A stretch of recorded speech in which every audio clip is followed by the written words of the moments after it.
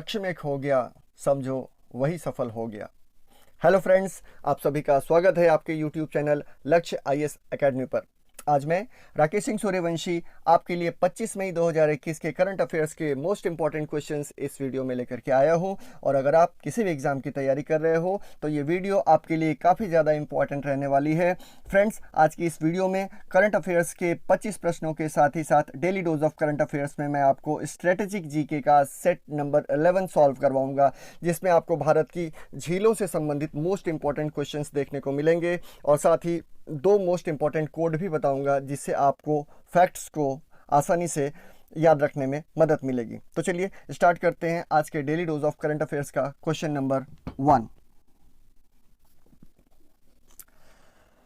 24 मई 2021 को yellow fungus का पहला मामला किस राज्य में देखा गया? यहां ध्यान दीजिएगा कि मैं आपको थोड़ी डिटेल अभी बताता हूं। यस, ये बहुत सारा सुनने में आ रहा है, ब्लैक फंगस, फिर वाइट फंगस आया और अब ये येलो फंगस। तो ये पूरे फंगस की जो कुंडली है मैं आपको निकाल करके दे देता हूँ, एक भी क्वेश्चन इसके बाहर से नहीं आएगा। ठीक है, तो ये जो लगता है जिनको कि इंपॉर्टेंट नहीं है उनके पॉइंट ऑफ व्यू से वो उसको स्किप कर सकते हैं, लेकिन मैं आपको बताऊं कि सारी की सारी चीज़ें इसमें दी हुई हैं और आपको एग्जामिनेशन में पक्का है कि एक क्वेश्चन इससे आएगा। तो ये फंगस की पूरी कुंडली है, ये आजकल रेनबो बनाने पे तुला हुआ है। Black fungus, white fungus, yellow fungus, बहुत संभव है कि आगे रेड फंगस भी आ जाए, कोई बड़ी बात नहीं। चलिए आइए शुरू करते हैं। 24 मई 2021 को येलो फंगस का पहला मामला किस राज्य में देखा गया? तो बिहार, हरियाणा, राजस्थान या उत्तर प्रदेश? आंसर है इसका उत्तर प्रदेश में देखा गया। 24 मई 2021 को देश में ब्लैक फंगस और वाइट फंगस के बाद अब येलो फंगस ने भी दस्तक दे दी है। कोरोना के बढ़ते अतिक्रमण के बीच येलो फंगस का पहला मामला उत्तर प्रदेश के गाजियाबाद में देखने को मिला है। यह येलो फंगस अभी तक मरीजों में मिले ब्लैक और वाइट फंगस से ज़्यादा खतरनाक है। क्यों है? डॉक्टरों का मानना है कि अभी तक येलो फंगस छिपकली और गिरगिट जैसे रेप्टाइल जीवों में पाया जाता था। इतना ही नहीं, जिस रेप्टाइल को यह फंगस होता है वो जिंदा नहीं बचता है, इसलिए इसे बेहद खतरनाक और जानलेवा माना जाता है। गाजियाबाद के इस मरीज में यह पाया गया कि उसकी उम्र 34 साल है और इसके साथ ही वो डायबिटीज़ से भी पीड़ित है। ठीक है, अब चलते हैं येलो फंगस के बारे में कि ये है क्या, लक्षण क्या है, फिर उसके होने के कारण क्या है और फिर येलो फंगस के बारे में जानेंगे। तो येलो फंगस के लक्षण। येलो फंगस येलो नहीं है, येलो फंगस एक घातक बीमारी है क्योंकि यह आंतरिक रूप से शुरू होती है। येलो फंगस के प्रमुख लक्षणों में सुस्ती महसूस होना, भूख का कम लगना या बिल्कुल भी न लगना, शरीर का वजन कम होना और अगर इस दौरान किसी को घाव हो जाता है तो उसमें पस बनना, जिसको मवाद बोलते हैं, और उससे रिसाव होने लगता है और घाव की भरने की गति जो होती है वो धीमी हो जाती है। कई लोगों को आंखों में इन्फेक्शन हो सकता है इस दौरान और मरीज की आंखें धंस जाती हैं, ऑर्गन्स डैमेज तक हो सकते हैं। ये इसके लक्षण हैं। क्या हुआ? सुस्ती महसूस होगी, भूख कम लगेगा, सुस्ती महसूस होगी, भूख कम लगेगा या बिल्कुल नहीं लगेगा, शरीर का वजन कम हो जाएगा, आंखें धंस जाएंगी, ऑर्गन डैमेज तक हो सकता है। अगर कोई घाव हो गया है तो उसमें पस बन जाएगा यानी मवाद बन जाएगा और उसके ठीक होने की गति कम हो जाएगी, आंखों में इन्फेक्शन होगा। ये सभी इसके प्राइमरी सिम्टम्स हैं, लक्षण हैं। अब क्या है इसका फंगस होने का कारण क्या है भाई? हमारे आसपास अधिक गंदगी का होना येलो फंगस के होने का मुख्य कारण हो सकता है, इसलिए ज़रूरी है कि आप अपने घर के आसपास सफाई रखें जिसमें बैक्टीरिया या फंगस डेवलप ना हो पाए। घर में मौजूद पुराने खाने पीने की चीज़ों को हटा दें, विशेष तौर पर ब्रेड वगैरह जो होता है उसमें फंगस लगता है, उन चीज़ों को हटा दें। अब देखते हैं कि ये वाइट फंगस क्या है। येलो फंगस की सारी जानकारी आपको दे दी गई। वाइट फंगस, हाल ही में केंद्र सरकार ने राज्यों को ब्लैक फंगस या म्यूकरमाइकोसिस को महामारी घोषित करने का आदेश दिया था, क्योंकि इस बीच वाइट फंगस या कैडिडियोसिस नामक संक्रमण से संबंधित कुछ मामले भी दर्ज किए गए थे। ठीक है, कैडिडियोसिस बोलते हैं इसको, वाइट फंगस को। ठीक है, ब्लैक फंगस को बोलते हैं म्यूकरमाइकोसिस।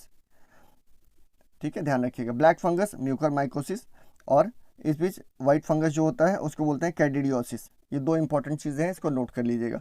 मामले भी दर्ज किए गए। बच्चों और महिलाओं में फंगल इन्फेक्शन होने का खतरा अधिक है। कोविड-19 के मामले में वाइट फंगस होने का खतरा अधिक होता है क्योंकि फेफड़ों को ये प्रभावित करता है वाइट फंगस। इसी तरह के लक्षण कोरोना वायरस में भी देखे जाते हैं, वाइट फंगस वाले लक्षण, क्योंकि वो लंग्स को इन्फेक्ट करता है। वाइट फंगस या कैडिडियोसिस एक कवक संक्रमण है। कवक क्या बोलते हैं उसको? यह एक तरह का कवक संक्रमण है, ठीक है, उसी को तो फंगस बोलते हैं ना, कवक संक्रमण। कैडिडा नामक खमीर जो होता है एक प्रकार का कवक, जिसके कारण ये होता है, इसीलिए उसको कैडिडियोसिस बोलते हैं। वाइट फंगस की बात हो रही है, कैडिडियोसिस। तो कैडिडियोसिस ये है कैडिडा नामक खमीर की वजह से होता है, ध्यान रखिएगा।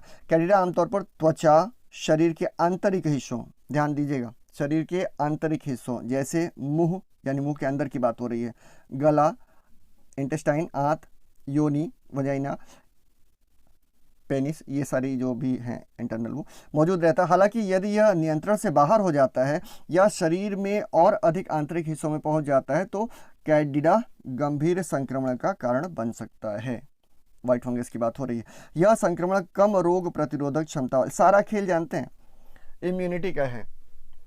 आप चाहे आयुर्वेदिक दवाएं खा करके अपनी इम्यूनिटी बढ़ा लीजिए या किसी और तरीके से, अगर आप वर्जिश करते हैं, बाकी सारी चीज़ें करते हैं, आपकी इम्यूनिटी पावर मजबूत होनी चाहिए। जिसको कम हुआ उसको इस तरीके की रोग पकड़ेंगे। यह संक्रमण कम रोग प्रतिरोधक क्षमता वाले लोगों को प्रभावित करता है, और विशेष तौर पे अगर आपको शुगर, बीपी इस तरीके की समस्या है तो ज़्यादा ध्यान रखने की ज़रूरत है। फिर ऐसे लोगों को ऐसी चीज़ों के संपर्क में आते हैं तो जिनमें फफूंद मौजूद है, जैसे पानी वगैरह, तो वो उनको इन्फेक्ट करेगा। अब ब्लैक फंगस का देख लेते हैं। ब्लैक फंगस की तरह व्हाइट फंगस भी कमजोर प्रतिरक्षा प्रणाली, पहले से मौजूद चिकित्सा समस्याओं जैसे गुर्दा प्रत्यारोपण, मधुमेह आदि पीड़ित लोगों को प्रभावित करता है। ब्लैक फंगस भी व्हाइट फंगस की ही तरह। फेफड़ों में पहुंचने पर लोगों को कोविड-19 के सामान्य लक्षणों का अनुभव होता है, जैसे छाती का संक्रमण, ठीक है, छाती का संक्रमण। हालांकि इस दौरान संक्रमित व्यक्ति कोविड-19 परीक्षण नकारात्मक हो सकता है, मोस्ट प्रोबेबली होता ही है, ठीक है। अभी जो ये आपका black fungus, white fungus, yellow fungus, इन तीनों में कोविड-19 का जो सिम्टम है वो निगेटिव आ रहा है, जो किट है उससे निकालने पे वो निगेटिव आ रहा है, तो वही मेन प्रॉब्लम की जड़ है, ठीक है। तो वाइट फंगस फेफड़ों के साथ साथ शरीर के अन्य हिस्सों में जैसे नाखून, त्वचा, पेट, किडनी, मस्तिष्क, ठीक है, वाइट फंगस की बात हो रही है यहाँ पर, ध्यान दीजिए। वाइट फंगस फेफड़ों को तो करेगा ही करेगा साथ में, क्योंकि कोविड-19 से इसकी सिमिलरिटी है। कोविड-19 भी कहाँ अटैक कर रहा है, लंग्स में कर रहा है। जो आपका ट्रैकिया है, गला है, उसमें आता है, 4 से 6 दिन रहता है, और उसके बाद स्थिति इतनी मजबूत हो जाती है उसकी कि वो लंग्स में प्रवेश कर जाता है। मेन कफ को बनाता है वो, और कफ को इतना हार्ड कर देता है कि लंग्स पे ब्रीदिंग नहीं हो पाती, सांस नहीं ले पाता। ये मेन इसका कॉज है, इस तरीके से आप समझें। और वही काम कर रहा है ये वाइट फंगस भी, ठीक है। शरीर के अन्य हिस्सों जैसे नाखून, त्वचा, पेट, किडनी, मस्तिष्क, ये इस तरीके से छोटे छोटे हिस्सों को भी प्रभावित करता है, फेफड़ों के साथ ही साथ मुंह को प्रभावित कर सकता है। व्हाइट फंगस का पता सीटी स्कैन और एक्सरे से चलता है। इंपॉर्टेंट चीज़ है जो आपके एग्जामिनेशन के पॉइंट ऑफ व्यू से, आपको पढ़ाने का क्या मकसद है कि जो चीज़ें एग्जाम में पूछी जाए, तो फंगस का पता किससे लगेगा, सीटी स्कैन या एक्सरे से लगेगा, ठीक है। वर्तमान में व्हाइट फंगस से संक्रमित लोगों का इलाज एंटी फंगल मेडिसिन जो होती है उनको देकर के किया जा रहा है, ठीक है। आइए ब्लैक फंगस के बारे में जान लेते हैं। ब्लैक फंगस एक गंभीर, ब्लैक फंगस को ये कट कर दीजिए, ये है ब्लैक फंगस, एक गंभीर लेकिन दुर्लभ फंगस संक्रमण है जो म्यूकोरमिसेट्स नामक मोल्डों के समूह के कारण होता है। यह मोल्ड पूरे वातावरण में रहते हैं। इस रोग के प्रमुख लक्षणों में आंख में लालापन, दर्द, बुखार, खांसी, सर दर्द, सांस में तकलीफ, साफ साफ दिखाई न देना, उल्टी में खून आना, मानसिक स्थिति में बदलाव इत्यादि इसके प्रमुख लक्षण हैं, ठीक है। तो क्या मैंने बताया, ये म्यूकोरमिसेट्स, ये याद रखिएगा, ठीक है। ये ब्लैक फंगस की बात हो रही है, म्यूकोरमिसेट्स ब्लैक फंगस की वजह से होता है। यह मोल्ड पूरे वातावरण में रहता है। इस रोग के प्रमुख लक्षणों में आंख में लालापन, दर्द, बुखार, खांसी, सांस लेने में तकलीफ, साफ साफ दिखाई ना देना, उल्टी में खून आना, मानसिक स्थिति में बदलाव, ये सब इसके प्रमुख लक्षण हैं। मुख्य रूप से उन लोगों को प्रभावित करता है जिनमें स्वास्थ्य समस्याएं हैं। कैसी स्वास्थ्य समस्याएं हैं, इम्यूनोसप्रेसिव दवाई जो लेते हैं, ठीक है। शरीर के रोगाणुओं और बीमारियों से लड़ने की क्षमता कम हो जाती है। उन मरीजों को सलाह दी जाती है कि वे शीघ्र उपचार कराएं, मधुमेह नियंत्रित रखें और स्टेरॉयड तभी लें जब आवश्यकता हो, ठीक है। अब एक चीज़ यहाँ ध्यान रखिएगा कि ये सारी ही समस्या जो हो रही है, जिसकी इम्यूनिटी कमज़ोर है उसको ज़्यादा अटैक कर रही है, ठीक है। बाकी माइल्ड रूप से, हल्के रूप से जो है, जिनको हो भी रहा है कोरोना और वो निकल जा रहा है, ठीक है, और जिनको फंगल इन्फेक्शन हो रहा है वो भी निकल जा रहा है। तो साफ़ सफाई का विशेष ध्यान रखें, ठीक है, और 2 गज की दूरी है ज़रूरी, बनाए रखें उसको। आइए बढ़ते हैं अपने नेक्स्ट क्वेश्चन की तरफ। 23 मई 2021 को परमाणु ऊर्जा विभाग के पूर्व अध्यक्ष श्री कुमार बनर्जी का निधन हो गया। वर्तमान में परमाणु ऊर्जा आयोग के अध्यक्ष कौन है? तो देखिए KN व्यास जी जो है वर्तमान में परमाणु ऊर्जा आयोग के अध्यक्ष हैं और श्री कुमार बनर्जी जी का निधन हो गया है। तो आइए श्री कुमार बनर्जी से रिलेटेड कुछ चीज़ें देख लेते हैं। 23 मई 2021 को परमाणु ऊर्जा आयोग के पूर्व अध्यक्ष श्री कुमार बनर्जी का दिल का दौरा पड़ने से निधन हो गया। वह साल 2012 में परमाणु ऊर्जा आयोग के अध्यक्ष, परमाणु ऊर्जा विभाग के सचिव पद से सेवानिवृत्त हुए थे। वर्तमान में परमाणु ऊर्जा आयोग के अध्यक्ष KN व्यास हैं। ये इंपॉर्टेंट है आपका। परमाणु ऊर्जा विभाग का जो सचिव होता है वही परमाणु ऊर्जा विभाग का अध्यक्ष भी होता है। ये एक इंपॉर्टेंट क्वेश्चन है, इसको समझ लीजिएगा। श्री कुमार बनर्जी 2010 तक 6 साल के लिए भाभा परमाणु अनुसंधान केंद्र बार के निदेशक भी रहे थे और इनका एक प्रमुख उपलब्धि भी है, प्रेशराइज्ड हैवी वाटर रिएक्टरों में इस्तेमाल होने वाले ट्यूब में फैब्रिकेशन शेड्यूल के विकास का आधार तैयार किया था इन्होंने। ठीक है, प्रेशराइज्ड हैवी वाटर रिएक्टरों में होने वाले ट्यूब में इस्तेमाल होने वाले फैब्रिकेशन शेड्यूल के विकास का आधार तैयार किया था। इसका श्रेय जाता है इनको। बनर्जी सेंसेक्स यूनिवर्सिटी समेत दुनिया के अनेक शिक्षण संस्थानों में अतिथि प्रोफेसर भी रहे थे। तो ये एक इंपॉर्टेंट चीज़ है इनसे रिलेटेड। अगला क्वेश्चन देते हैं। 22 मई 2021 को बैडमिंटन वर्ल्ड फेडरेशन के लिए किस भारतीय को सदस्य चुना गया? बैडमिंटन वर्ल्ड फेडरेशन जो है BWF, उसके लिए हेमंत विश्वा शर्मा को चुना गया है। इंपॉर्टेंट पॉइंट्स देख लेते हैं। 22 मई 2021 को भारतीय बैडमिंटन संघ के अध्यक्ष हेमंत विश्वा शर्मा, ठीक है, को 2021 से 25 की अवधि के लिए बैडमिंटन वर्ल्ड फेडरेशन BWF के सदस्य के रूप में चुना गया है। वर्तमान में हेमंत विश्व शर्मा बैडमिंटन एशिया के उपाध्यक्ष भी हैं और बैडमिंटन वर्ल्ड फेडरेशन BWFS अपना 5 जुलाई 1934 को संस्थापक सदस्यों के साथ इसकी स्थापना लंदन में हुई थी। वर्ष 2005 में इसे कुआलालंपुर मलेशिया में स्थापित कर दिया गया था, स्थानांतरित कर दिया गया था। वर्तमान में इसके अध्यक्ष पॉल एरिक हेयर हैं। ठीक है, तो इसमें इम्पॉर्टेंट चीज़ क्या है कि देखिए अभी जो इसका वर्ल्ड बैडमिंटन संघ है, भारतीय बैडमिंटन संघ के अध्यक्ष हैं और ये आपका बैडमिंटन वर्ल्ड फेडरेशन, तो इसका जो मुख्यालय है वो कहाँ हुआ आपका? कुआलालंपुर में।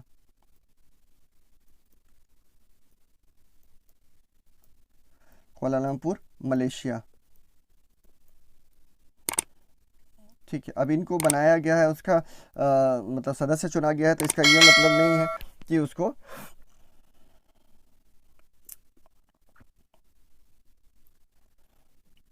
कुआलालंपुर में इसका चुना गया तो केवल उन्हीं के बारे में पूछा जाएगा। ये उस बैडमिंटन संघ के बारे में भी पूछा जा सकता है, तो इसलिए वो ध्यान रखिए। उसके करंट अफेयर्स पढ़ने का सबसे आसान तरीका यही है कि आपको जो क्वेश्चंस पूछे जा रहे हैं उसकी सराउंडिंग्स में क्वेश्चंस को याद रखना होता है। ठीक है, हाल ही में चर्चा में रहा चक्रवाती तूफान व्यास की उत्पत्ति कहाँ से हुई है? बहुत इंपॉर्टेंट क्वेश्चन है, इससे क्वेश्चन पूछा जाएगा, ये मान करके चलिए। ठीक है, बंगाल की खाड़ी से। इंपॉर्टेंट पॉइंट्स देख लेते हैं इसका। भारत मौसम विज्ञान विभाग IMD के मुताबिक बंगाल की खाड़ी में 22 मई 2021 को अपने निम्न दबाव का क्षेत्र तैयार हुआ है। 26 मई 2021 की सुबह तक, आज 25 मई है, कल की बात हो रही है, 25 मई 2021 की सुबह तक चक्रवाती तूफान पश्चिम बंगाल और उड़ीसा के तटवर्ती क्षेत्रों की तरफ बढ़ने लगेगा। ध्यान रखिएगा, पिछला जो आया था अम्फन वो भी इन्हीं क्षेत्रों को टच किया था उसने, अब भारी तबाही मचाई थी। आगे डिटेल बताता हूँ। पश्चिम बंगाल और उड़ीसा के तटवर्ती क्षेत्रों की तरफ बढ़ने लगेगा। यह तूफान वर्ष 2021 में बनने वाला दूसरा और बंगाल की खाड़ी में बनने वाला पहला, ठीक है, बंगाल की खाड़ी में बनने वाला पहला चक्रवात है। ठीक है, और 2021 में बनने वाला दूसरा है। तो आप बंगाल की खाड़ी के हिसाब से भी इसको क्वेश्चन पूछा जा सकता है और उसके हिसाब से ही पूछ सकते हैं। तो बंगाल की खाड़ी में बनने वाला पहला चक्रवात होगा। इस तूफान को ओमान की ओर से, ठीक है, एक क्वेश्चन अभी कल मैंने सॉल्व भी कराया था, ओमान की ओर से इसे यस नाम दिया गया है, YAAS। इस तूफान की तीव्रता अम्फान के बराबर होने का अनुमान है। इसने पिछले साल 19 मई 2020 को उड़ीसा और पश्चिम बंगाल के आसपास के इलाकों को तबाह कर दिया था। इसका असर पश्चिम बंगाल, उड़ीसा, आंध्र प्रदेश, तमिलनाडु, अंडमान निकोबार द्वीप समूह जैसे राज्यों में दिखा था। IMD के मुताबिक 185 किलोमीटर प्रति घंटे की रफ्तार से हवाएं चलने की उम्मीद है। पिछली बार भी 185 के आसपास ही इसने तबाही मचाई थी, किलोमीटर पर आवर। ठीक है, इतनी स्पीड से ट्रेन चलती है।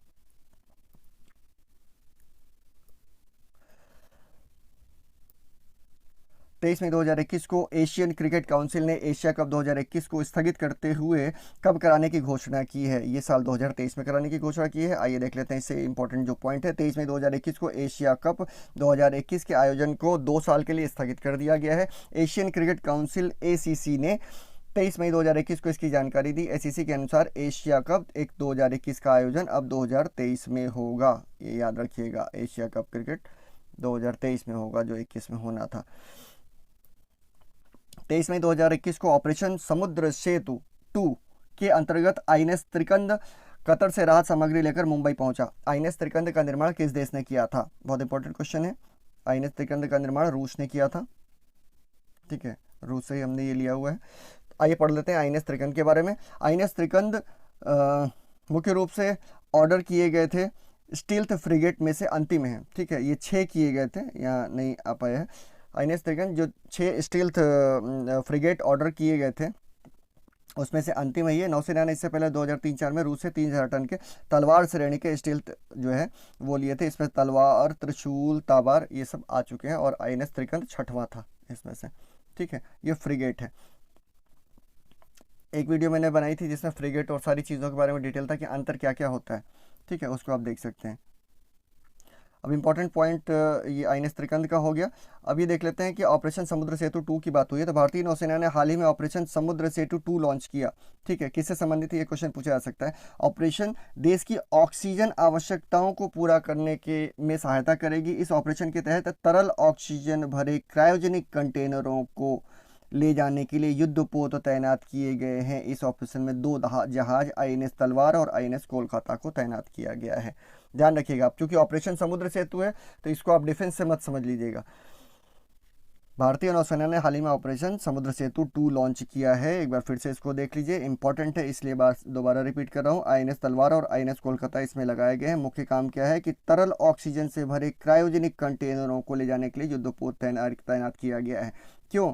ऑपरेशन देश की ऑक्सीजन की आवश्यकताओं को पूरा करने के लिए क्यों पड़ी आवश्यकता? ये कोविड-19 की वजह से जो है, कोविड-19 की वजह से लोगों को ऑक्सीजन की कमी हो रही है, सांस लेने में दिक्कत हो रही है, इस वजह से ये सप्लाई में लाने के लिए इसको किया जा रहा है। ठीक है, कोरोना किस परिवार से है? SARS-CoV-2। ध्यान रखिएगा, ये सब क्वेश्चन बनता है SARS से। अब ये ऑपरेशन समुद्र सेतु 2 की बात हुई है तो 1 के बारे में भी चर्चा करना ज़रूरी है। ऑपरेशन समुद्र सेतु 1 जो है ये मई 2020 में लॉन्च किया गया था। कोविड-19 के दौरान विदेशों से भारतीय नागरिकों को वापस लाने के लिए था। ऑपरेशन समुद्र सेतु 1 विदेश से भारतीय नागरिकों को वापस लाने के लिए था। और जो 2 है आपका, ये ऑक्सीजन की आवश्यकताओं को पूरा करने के लिए था। ठीक है, ये 1 और ये 2 और ये 1 विदेशों से भारतीय नागरिकों को वापस लाने के लिए। ध्यान रखिएगा, ये 2020 में हुआ था। टोटल 3992 भारतीय लाए गए हैं सफलतापूर्वक इस बार, और मतलब पिछली बार 2020 में, और इस बार जो है ये काम बहुत तेज़ी से चल रहा है, जिसमें कि INS तलवार और INS कोलकाता अपनी महत्वपूर्ण भूमिका निभा रहे हैं। क्वेश्चन नंबर 8, हाल ही में किसे इंडिया बायोडाइवर्सिटी अवार्ड 2021 से सम्मानित किया गया? India biodiversity award 2021। ठीक है, ये शाहजी NM को किया गया है। इंपॉर्टेंट पॉइंट्स देख लेते हैं इनके बारे में। शाहजी NM, जिसे प्यार से केरल का ट्यूबरमैन कहा जाता है। ठीक है, ध्यान रखिएगा। ये पालतू प्रजातियों के संरक्षण की व्यक्तिगत श्रेणी में भारत जैव विविधता पुरस्कार 2021 से सम्मानित किया गया है। भारत जैव विविधता पुरस्कार 2021 से सम्मानित किया गया है। शादी को पहले खेत में लगभग 200 कंद फसलों की, ठीक है, विस्तृत श्रृंखला को संरक्षित करते हुए, जिसमें अधिक या कम या हाथी या तीर, जड़, चलो, सीरियल आलू, सवा, चीनी आलू शामिल हैं। ये प्रजातियां हैं और नए प्रकार के कंद फल जो होते हैं प्राप्त करने के अतिरिक्त जंगलों की यात्रा करने का प्रयास करते हैं और केवल आदिवासी समुदाय द्वारा ज्ञात और उपयोग किए जाते हैं। उन कंदमूलों को ये अपने खेत में उगाते हैं और उनको संरक्षण दे रहे हैं और बढ़ा रहे हैं। ठीक है, हल्दी की 40 और अदरक की 30 किस्में इन्होंने उगाई हुई हैं अपने जो फार्म हाउस है इनका, उसमें। उसके अलावा धान की नई किस्म जो है उसका भी संरक्षण कर रहे हैं जो विलुप्त होने के कगार पे है। तो इस तरीके से उनके किए जाने वाले जो महत्वपूर्ण कार्य हैं उनके योगदान के लिए विश्व जैव विविधता पुरस्कार 2021 के इनको सम्मानित किया गया है, यानी इंडिया बायोडाइवर्सिटी अवार्ड 2021। इंपॉर्टेंट है, याद रखिएगा इनके बारे में। अब चूंकि बात हुई है अंतर्राष्ट्रीय जैव विविधता दिवस के बारे में भी बात कर लेते हैं। 22 मई को अंतर्राष्ट्रीय जैव विविधता दिवस के रूप में मनाया जाता है। 1993 में संयुक्त राष्ट्र महासभा में जैव विविधता मुद्दों पर समझ और जागरूकता को बढ़ाने के लिए 22 मई को अंतर्राष्ट्रीय जैव विविधता दिवस के रूप में घोषित किया गया है। अब देखिए ध्यान दे दीजिए, दो चीज़ें इसमें इंपॉर्टेंट है। 2021 की थीम क्या है और 2020 की थीम क्या है। अंतर्राष्ट्रीय जैव विविधता दिवस की बात हो रही है, थीम पूछा जाता है।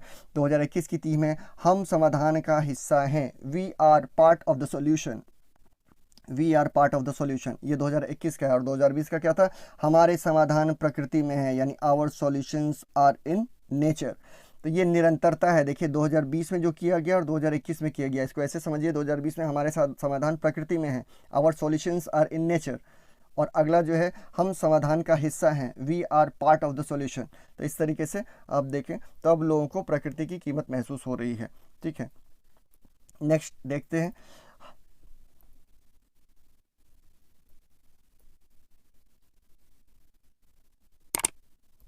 जी, हाल ही में नवंबर 2021 तक अफ्रीकी चीतों को कूनो नेशनल पार्क में लाए जाने की घोषणा की गई है। ये किस राज्य में स्थित है, तो ये सब मध्य प्रदेश में है।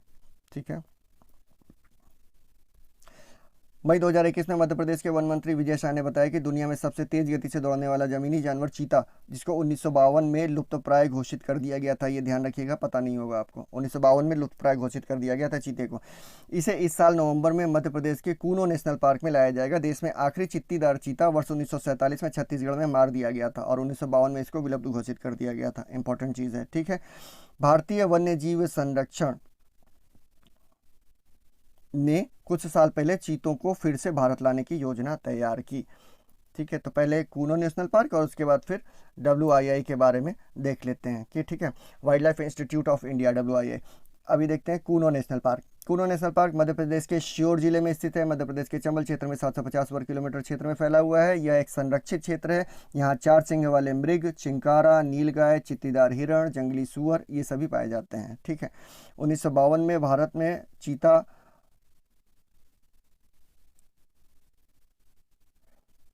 को लुप्त घोषित कर दिया गया था 1952 में और वापस यहाँ बसाने की योजना है। भारतीय वन्यजीव संरक्षण, भारतीय वन्यजीव संस्थान, wild life institute of India WII जिसको बोलते हैं, wild life institute of India. भारतीय वन्यजीव संस्थान केंद्रीय पर्यावरण, वन एवं जलवायु परिवर्तन मंत्रालय के अंतर्गत एक स्वतंत्र निकाय है। 1982 में इसका गठन किया गया था और देहरादून में ये है WII का मुख्यालय। ओके, देहरादून उत्तराखंड में इसका मुख्यालय है, चंद्रमणि में स्थित है। यह संस्थान विलुप्त प्राय जीवों, जैव विविधता, वन्य जीव नीति, जैव विकास और जलवायु परिवर्तन जैसे क्षेत्रों में शोध के लिए कार्यक्रमों का संचालन करता है। ठीक है, नेक्स्ट क्वेश्चन देख लेते हैं। नवीकरणीय ऊर्जा, ठीक है, रिन्यूएबल एनर्जी की बात हो रही है। नवीकरणीय ऊर्जा देश आकर्षकता सूचकांक 2021 यानी renewable energy country attractiveness index में कौन सा देश शीर्ष पर है? अमेरिका है साहब, फिर चीन और भारत। आइए देखते हैं। इस सूचकांक से पता चलता है कि कौन सा देश सौर ऊर्जा के इस्तेमाल में कितना आगे है। और ऊर्जा का एक प्रकार है नवीकरणीय ऊर्जा, जो एक प्रकार का कभी न खत्म होने वाला और प्रदूषण रहित ऊर्जा का स्रोत है, यानी कि सन। ओके, सन है, विंड है, बहुत सारी चीज़ें। तो अभी देख लीजिए 3 कंट्रीज कौन सी हैं, मैंने बताया, अमेरिका, चीन और तीसरे स्थान पर भारत है। इस इंडेक्स, इसको जो है index consultancy firm Ernst young London से जारी किया जाता है ये। अब चूंकि ये अमेरिका पहले स्थान पे है, तो आइए देख लेते हैं कि अमेरिका की क्या कुंडली है। पूरा अमेरिका के बारे में ऑलमोस्ट जान लेते हैं यहाँ पर। अमेरिका उत्तरी अमेरिकी महाद्वीप में स्थित है। ठीक है, 2 अमेरिका है, तो उत्तरी अमेरिका में स्थित है। यूनाइटेड स्टेट्स ऑफ अमेरिका कहते हैं इसको। अमेरिका की राजधानी है वॉशिंगटन DC। अमेरिका की करेंसी है अमेरिकी डॉलर। अमेरिका के 46वें राष्ट्रपति हैं जो बाइडेन थे। डेमोक्रेट्स में आप ऐसा समझिए कि जैसे बिल क्लिंटन है, बराक ओबामा, जिमी कार्टर और John F Kennedy, Franklin Roosevelt, ये सभी आपके डेमोक्रेट्स थे। तो उसी पार्टी की परंपरा को आगे जारी रखते हुए 46वें ये राष्ट्रपति हैं जो बाइडेन। अमेरिका की उपराष्ट्रपति हैं कमला हैरिस। ठीक है, ये भी डेमोक्रेट ही हैं। और डिटेल्स देख लेते हैं। अमेरिका की स्पेस एजेंसी का क्या नाम है? नासा। मुख्यालय इसका क्या है? Washington DC। अमेरिका की राजधानी यानी वाशिंगटन डीसी किस नदी के किनारे है? पोटोमेक नदी के किनारे है। अमेरिका की संसद का क्या नाम है? कांग्रेस। यूएसए की सबसे लंबी नदी मिसौरी नदी, इंपॉर्टेंट पूछा जाता है। क्षेत्रफल की दृष्टि से अमेरिका विश्व के सबसे बड़े देशों में कौन सा स्थान है? तीसरा स्थान है जनसंख्या के मामले में अमेरिका का, क्षेत्रफल के मामले में, और जनसंख्या के मामले में भी तीसरे ही स्थान पर है। ठीक है, मैं आपको बता देता हूँ। क्षेत्रफल के हिसाब से अगर आपको देखेंगे तो रूस, कनाडा और अमेरिका, अमेरिका तीसरे स्थान पर है, और भारत का वहीं अगर आप देखेंगे तो सातवां स्थान है क्षेत्रफल के हिसाब से। रूस, कनाडा, अमेरिका, चीन, ब्राज़ील, ऑस्ट्रेलिया और तब भारत। ठीक है, और उसके बाद अगर इसमें देखते हैं जनसंख्या के हिसाब से, आप देखते हैं जनसंख्या में चीन, भारत और तब अमेरिका, फिर इंडोनेशिया और ब्राज़ील। इस तरीके से आप देख सकते हैं। तो दोनों में ही तीसरा स्थान है, जनसंख्या में भी और क्षेत्रफल में भी। फिर से एक बार रिवाइज करा देता हूँ। क्षेत्रफल के हिसाब से अगर आप देखते हैं तो क्षेत्रफल में आपको रूस, कनाडा, अमेरिका, चीन, ब्राज़ील, ऑस्ट्रेलिया और फिर भारत, इस तरीके से आएगा। 7वें नंबर पे भारत है, तीसरे पे यूएसए है। जनसंख्या हम देखेंगे तो चाइना है, फिर आपका भारत है, फिर अमेरिका है, इंडोनेशिया, ब्राज़ील और पाकिस्तान आता है। तो ये इस तरीके से सारी चीज़ें हैं। नेक्स्ट बढ़ते हैं। अमेरिका का सबसे लंबा जो पर्वत है रॉकीज़ माउंटेन है ये आपका। अमेरिका में घास का जो मैदान है वो प्रेरीज़ हैं, बहुत लंबे लंबे घास के मैदान होते हैं अमेरिका में, उत्तरी अमेरिका में, तो ये प्रेरीज़ के नाम से जाने जाते हैं। पहला लिखित संविधान किस देश का है? भारत, अमेरिका का है। सबसे पहला संसदीय प्रणाली किसकी है? तो ये ब्रिटेन की हो जाएगी, लेकिन ध्यान रखिएगा ब्रिटेन में अभी भी अलिखित संविधान है। ठीक है, पहला लिखित संविधान तो अमेरिका का हो गया, और सबसे बड़ा वृहद संविधान तो वो भारत का हो गया। ठीक है, तो ये संविधान से रिलेटेड क्वेश्चंस हमें आ जाएगा। अमेरिका के संविधान में से भारत में क्या लिया गया है? देखिए अगला क्वेश्चन है, तो प्रस्तावना, यहाँ ध्यान रखिएगा, प्रस्तावना का विचार, क्योंकि प्रस्तावना की जो भाषा है, हम भारत के लोग भारत को एक संपूर्ण प्रभुत्व संपन्न समाजवादी पंथ निरपेक्ष लोकतंत्रात्मक गणराज्य बनाने के लिए तथा इसके समस्त नागरिकों को सामाजिक, आर्थिक, राजनीतिक न्याय, विचार, अभिव्यक्ति की स्वतंत्रता, इस तरीके से पूरा है। तो ये इसकी जो भाषा है वो ली गई है ऑस्ट्रेलिया से। ओके, लेकिन प्रस्तावना का जो विचार है वो लिया गया है अमेरिका से। तो ध्यान रखिएगा, दोनों में उलझिएगा नहीं। प्रस्तावना का विचार अमेरिका से, प्रस्तावना की जो भाषा है वो ली गई है ऑस्ट्रेलिया से। मौलिक अधिकार अमेरिका से लिया गया है। ठीक है, 12 से 35 भाग 3, स्वशासन, संवैधानिक, ठीक है, समता का अधिकार, स्वतंत्रता का अधिकार, ये सब उसमें आ जाएगा। मैं आपको पिछले वीडियो में बता चुका हूँ। मौलिक अधिकार, न्यायिक पुनरावलोकन का अधिकार, संविधान की सर्वोच्चता, कोई भी प्रॉब्लम आएगी संविधान सर्वोच्च है। ठीक है, निर्वाचित राष्ट्रपति, न्यायपालिका की स्वतंत्रता, न्यायिक अधिकार और सर्वोच्च न्यायालय का प्रावधान, ये सारी ही चीज़ें ली गई हैं आपका अमेरिका से भारतीय संविधान में। भारतीय संविधान में जो है 395 अनुच्छेद, ठीक है, 12 अनुसूचियां हैं।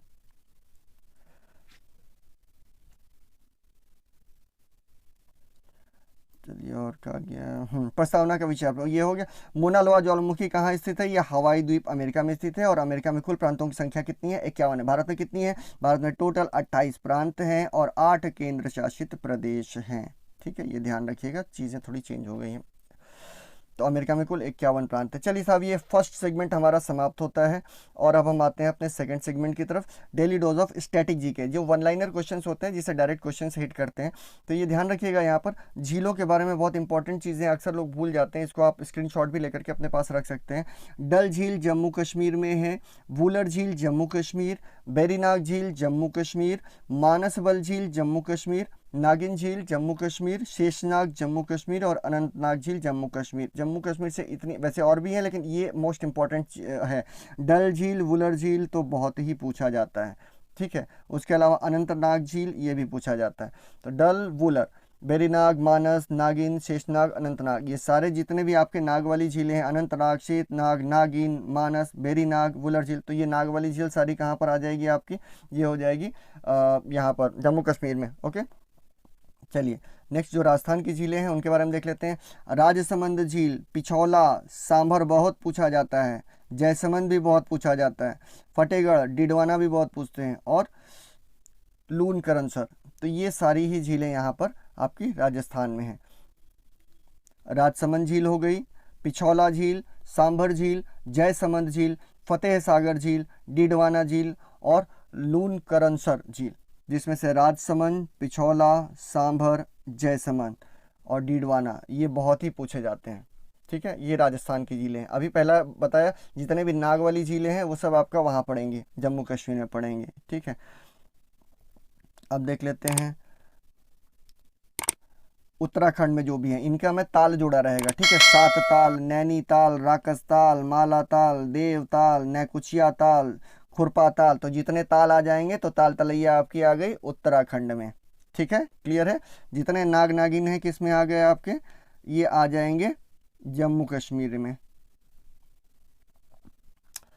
उसके बाद ये आ गए आपके ताल, जितने भी आ गए ये आ गए उत्तराखंड में। और इसके पहले राजस्थान वाले हैं तो ये थोड़ा सा गबरू जबान वाले हैं, जैसे राजसमंद, पिछौला, सांभर, जयसमंद, तो जितने भी ये समंद हैं वो है, डीडवाना है, फतेह सागर है, जयसमंद है, ये सभी आपके आ जाएंगे राजस्थान में। देखते ही आप पहचान जाएंगे, राजसमंद, पिछौला, सांभर, जयसमंद, फतेहगढ़, डीडवाना, लूनकरनसर, तो ये सभी राजस्थान से रिलेटेड झीलें हैं। उत्तराखंड की झीलें भी हमने देख ली, खुरपा ताल, नैकुचिया ताल, देवताल, मालाताल, राकसताल, नैनीताल, सात ताल, जितने ताल सब ताल तलैया हो गए उत्तराखंड में। अब आइए आगे बढ़ते हैं, ये कुछ मिसलिनियस हैं, जैसे Hussain Sagar, most important question, Andhra Pradesh, Hussain Sagar झील के बारे में पूछता है। कोल्लेरू झील आंध्र प्रदेश, इसके बारे में पूछता है। वेम्बनाड झील केरल, बहुत इंपॉर्टेंट। अष्टमुदी, आहा क्या कहने हैं, केरल। ये सारे पूछे जाने वाले क्वेश्चन हैं, आप स्क्रीनशॉट लेकर के इसको रट्टा मार लीजिए, आएगा पक्का ये। हुसैन सागर झील आंध्र प्रदेश, कोल्लेरू झील आंध्र प्रदेश, वेम्बनाड झील केरल, अष्टमुदी झील केरल, पेरियार झील केरल, लोनार झील महाराष्ट्र, ठीक है, लोनार झील महाराष्ट्र, बहुत इंपॉर्टेंट। पुलिकट झील तमिलनाडु और आंध्र प्रदेश की सीमा पर है, ये ध्यान रखिएगा दोनों, पुलिकट झील तमिलनाडु और आंध्र प्रदेश। लोकटक झील बहुत इंपॉर्टेंट, पूछा जाता है, मणिपुर में है। और चिल्का झील के क्या कहने हैं, उड़ीसा। ये तो बहुत बारी पूछा गया चिल्का। तो ये जो मिसलिनियस है ये बहुत ही इंपॉर्टेंट है। हुसैन सागर आंध्र प्रदेश, कोलेरू झील आंध्र प्रदेश, वेम्बनाड झील केरल, अष्टमुदी झील केरल, पेरियार झील केरल, ठीक है, लोनार झील महाराष्ट्र में, पुलिकट झील तमिलनाडु और आंध्र प्रदेश की सीमा पर, लोकटक झील मणिपुर, चिल्का झील उड़ीसा। बहुत ध्यान से और याद कर लीजिएगा इसको। बढ़ते हैं अपने तीसरे सेगमेंट की तरफ। आप सभी को पता है कि टोटल 3 सेगमेंट होते हैं daily dose of current affairs में, तो ये जो थर्ड है उसमें आपको कोडिंग डिकोडिंग के बारे में चीज़ें बताई जाती हैं। तो अभी हम क्या सीखेंगे, एक सीखेंगे कि टोटल जो विश्व में कितनी जगहों पर डॉलर मुद्रा के रूप में है, और एक और कोड मैं आज आपको साथ में इसलिए बता रहा हूँ क्योंकि ज़रूरी है, जो जहाँ पर रुपया मुद्रा के रूप में वो किया जाता है, ठीक है। तो पहले देखेंगे कि जहाँ पर मुद्रा डॉलर के रूप में है, और बाद में देखेंगे जहाँ पर रुपया मुद्रा के रूप में प्रचलित है। तो जहाँ मुद्रा प्रचलित है डॉलर के रूप में, वहाँ सीताजी वन से कहाँ आए, सी से सिंगापुर, ता से ताइवान, सीता, जी से जिम्बाब्वे, वन, व से बर्मुडा और न से न्यूजीलैंड, ओके। से सेंट लुइस, कहाँ, क से कनाडा, हा से हांगकांग, आए, आ से ऑस्ट्रेलिया और ए से अमेरिका। सीताजी वन से कहाँ आए, मुद्रा डॉलर जिसकी है, सिंगापुर, ताइवान, क्वेश्चन पूछा जाता है सिंगापुर की मुद्रा क्या है, सेंट लुइस की मुद्रा, कनाडा। तो ये इस तरीके से जितनी भी जगहों की मुद्रा कम से कम डॉलर है वो आपको एक लाइन में याद हो जाएगा। सीताजी वन से कहाँ आए, सी से सीतापुर, ता से ताइवान, जी से जिम्बाब्वे, व से बर्मुडा, न से न्यूजीलैंड, से सेंट लुइस, ठीक है, क से कनाडा, ह से हांगकांग, और से ऑस्ट्रेलिया और ए से अमेरिका। सीताजी वन से कहाँ आए, ओके, क्लियर है। इसको स्क्रीनशॉट ले लीजिएगा या याद कर लीजिएगा। नेक्स्ट बढ़ते हैं, रुपया जहाँ जहाँ की मुद्रा है वहाँ देख लेते हैं कि क्या है, ठीक है। मामा श्री ने भाई से पाकिस्तान, ये मांगा हम लोगों ने वो कर दिया है, साइलेंट है ये, ठीक है। मामा श्री ने भाई से पाकिस्तान मांगा। तो माँ से मालदीव, माँ से मॉरिशस, मालदीव मॉरिशस, श्रीलंका नेपाल, मामा श्री ने श्रीलंका नेपाल। भा से भारत, ई से इंडोनेशिया, यानी भाई क्या मांग लिया, भाई, से यानी सेसेल्स, भाई से पाकिस्तान पाकिस्तान। अब मांगा साइलेंट हो गया, ठीक है, मांगा माने कुछ नहीं, लेकिन सेंटेंस बनाने के लिए याद रखने के लिए ये ज़रूरी होगा कि मामा श्री ने भाई से पाकिस्तान मांगा। माँ से मालदीव, माँ से मॉरिशस, मामा श्री से श्रीलंका, ने से नेपाल, ठीक है, भाई, भा से भारत, ई से इंडोनेशिया, से यानी सेसेल्स, पाकिस्तान तो पूरा पाकिस्तान हो गया, और मांगने का मतलब भाई हम ले ही लेंगे कुछ समय बाद, ज़्यादा समय नहीं रह गया, देखते जाइए। खैर, तो ये ट्रिक आपकी पूरी हो गई।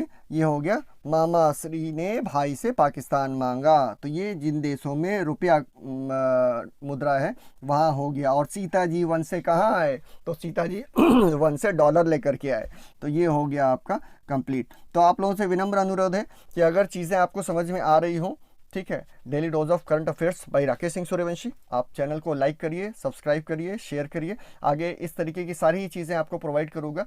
ये आईएएस से लेकर के और पटवारी तक सारे एग्जाम्स में आपको काम करने वाला है करंट अफेयर्स, ठीक है। जिसको आईएएस के लिए मैटर चाहिए, पीसीएस के लिए मैटर चाहिए, वो मेंस में भी काम करेगा। आप स्क्रीनशॉट लेकर के इसका रख सकते हैं। इसीलिए मैं पूरा मैटर देता हूँ आपको, सारी डिटेल्स। अगर फंगस के बारे में बताया तो white fungus, black fungus, yellow fungus, सारी डिटेल्स मैंने दे दी है जो पूछे जाने वाले क्वेश्चन हैं। ठीक है। और उसके अलावा अगर जिसको शॉर्ट में पढ़ना है तो पढ़ करके वो आगे आप स्किप करके आगे बढ़ सकते हैं क्वेश्चंस को देख करके। लेकिन जो स्टैटिक पार्ट है वो जितने ग्रेड 3rd और 2nd के एग्जाम्स में, ठीक है, एसएससी है, सीजीएल है, ये जितने भी हैं, आरओ में आपका आता है, वो सारे ही चीज़ें आपको, जो स्टैटिक पार्ट है हमारा वो बहुत, जिसमें कि आज के क्रम में हमने झील के बारे में बताया था आपको। और ये जो थर्ड पार्ट है ये तो सभी के लिए इंपॉर्टेंट है। ठीक है, कोडिंग डिकोडिंग। इससे क्या होगा कि चीज़ें देखिए, एग्जाम अल्टीमेटली क्या है कि एग्जामिनेशन में आप कैसा परफॉर्म करते हैं वो ज़्यादा इंपॉर्टेंट है। ठीक है ना। तो उसमें आपको याद रहना चाहिए, और याद रहने के लिए जब तक आप कोडिंग डिकोडिंग नहीं करेंगे कुछ नहीं होने वाला है। अब दुनिया भर की चीज़ें कचरा पढ़ लीजिए और वहाँ जाएंगे आप भूल जाएंगे। तो इस तरीके की जो एक एक पेज में रहने वाली चीज़ें हैं उसको आप एक एक लाइन में अगर याद कर लेंगे तो सिर्फ आप इस कोड को अपने एक शॉर्ट जो ट्रिक वाली बुक होगी, कॉपी होगी, उसमें नोट डाउन करते जाइए और ये लिखिए और बाकी ये लिखिए। फिर कुछ समय बाद खाली इसको लेकर के चलिए, तो होगा क्या कि बाकी लोग हंसेंगे, समझ नहीं पाएंगे और आपके सारे क्वेश्चंस तैयार होते रहेंगे। मैं डेली बेसिस पे एक दो आपको इस तरीके की चीज़ें दूंगा। चलिए ठीक है, चलता हूँ, मिलते हैं कल फिर 8 बजे। नमस्कार।